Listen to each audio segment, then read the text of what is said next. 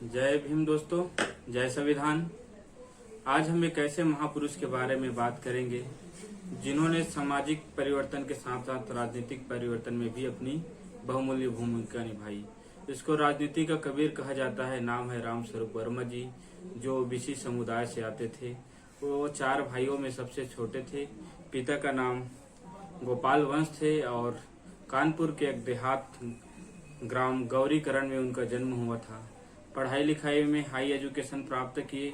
Allahabad university से उसने MA की डिग्री की और साथ ही साथ आगरा से उन्होंने कानून की पढ़ाई की। उन्होंने अनेकों बार विधायक बने और 1967 के दशक था जब पूरे देश का स्थिति बहुत ही गंभीर था। उस समय वो वित्त मंत्री थे और उन्होंने एक शानदार बजट, जो लाभ का बजट पेश किया था, वो आज तक देखा जाए तो इतिहास में एक दर्ज हो गया है कि उस समय की स्थिति परिस्थिति के अनुरूप उन्होंने एक अर्थशास्त्री न होते हुए भी एक अर्थशास्त्र के रूप में भूमिका निभाई और एक फायदे की बजट गिनाई।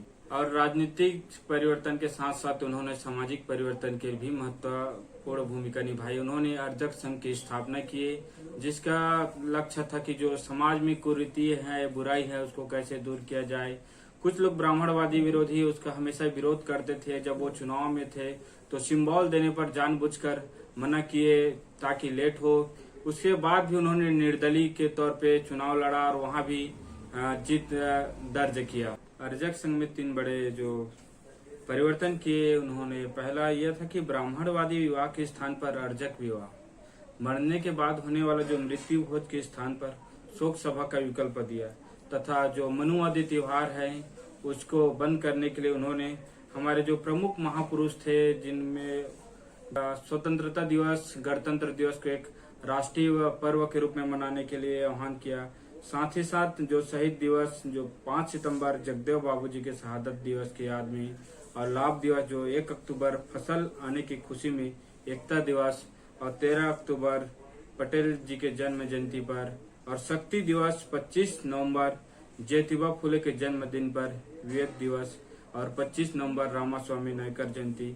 इस प्रकार से तमाम तरह के जो हमारे महापुरुष थे, जो किसी काल्पनिक त्योहारों के बजाय महापुरुषों के जन्म जयंती और उसके विचारधारा को पहुंचाने के लिए जन जन को आह्वान किए।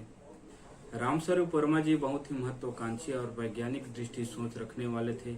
उन्होंने उस समय राम के ऊपर भी अपनी कथन कहा कि जब उस समय खनिज की खुदाई नहीं होती थी तो जो राम के वंशज है या पूर्वज जो वर्तमान चल रही है, उन्होंने इतने सारे आभूषण कैसे प्राप्त किए, अर्थात उन्होंने इसको सिरे से नकार दिया और काल्पनिक करार दिया था।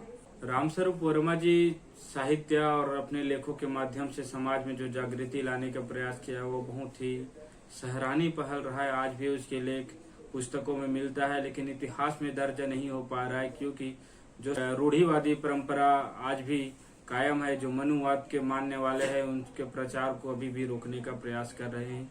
साथियों, हमें जागरूक होगा उनके इतिहास को लेकर, उनके किए कारनामों को लेकर। जब तक हम उसके इतिहास के बारे में अपने लोगों को बताएंगे नहीं, अपने लोगों को समझाएंगे नहीं, तब तक वो मानेंगे नहीं। उन्होंने कुछ अनेकों पुस्तकें लिखे, जिनमें से प्रमुख है क्रांति क्यों और कैसे। इस पुस्तक को पढ़ने के बाद लोगों में जो सवाल था, क्रांति कैसे आएगी और क्यों और कब कैसे, तरह तरह के सवालों का उसमें लेखा जोखा बहुत सारा अध्ययन उन्होंने बताया। उसके बाद ब्राह्मणवाद की सपरीक्षा, अछूत समस्या और समाधान, ब्राह्मण महिमा क्यों और कैसे, मनुस्मृति राष्ट्र का कलंक, अंबेडकर साहित्य की जप्ती और बहाली भंडाफोड़, मानवतावादी प्रश्नोत्तरी।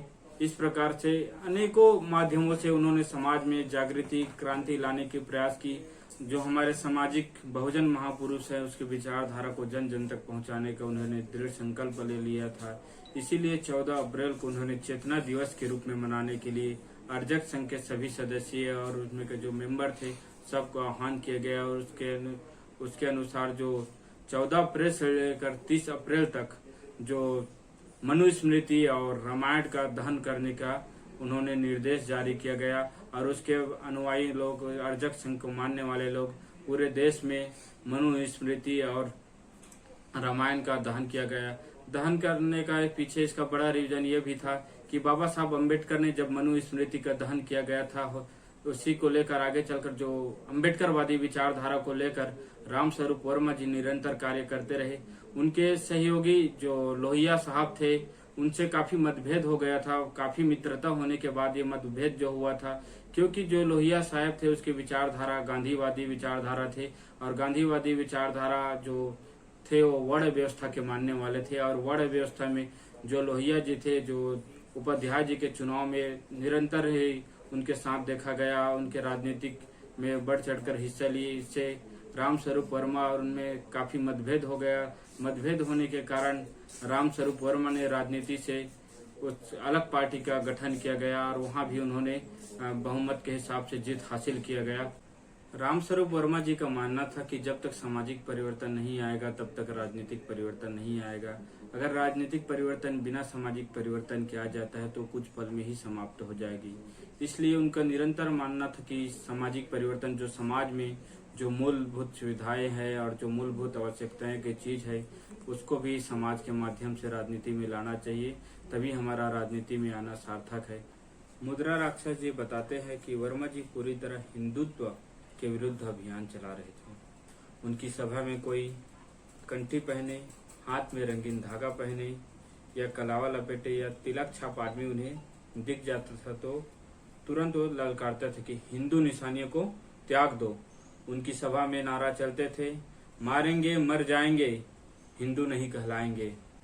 और एक बहुत ही बढ़िया स्लोगन वहाँ पे हमें सुनने और देखने को भी मिलता है सोशल मीडिया के माध्यम से, वो ये है कि जिसमें समता की चाह नहीं, जिसमें समता की चाह नहीं वह बढ़िया इंसान नहीं, समता बिना समाज नहीं, बिन समाज जनराज नहीं। इसी के साथ सभी को नमस्कार। अगर ये वीडियो पसंद आए तो लाइक करें, शेयर करें और हमारे चैनल को सब्सक्राइब जरूर करें। जय भीम।